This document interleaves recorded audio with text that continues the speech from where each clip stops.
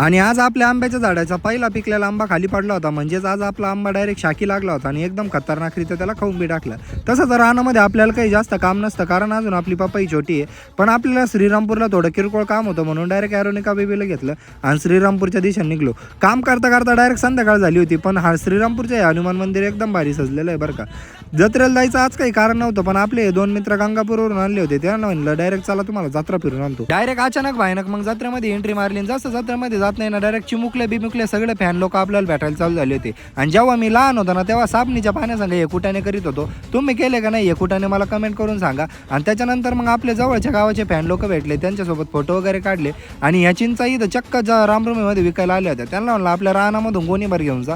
Direct मग ना तलवार घेतली आणि त्याच्यासोबत थोडे कुटाने केले. आणि काही म्हणा, पण ह्या वेळेसचे रामरुमी ना दरवेळेसच्या रामरुमीपेक्षा एकदम जबरदस्तरित्या खतरनाक एवढी भरलेली आहे बरं का.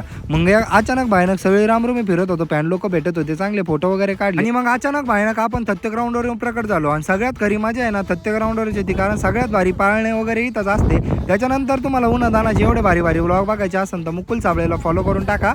संपला विषय.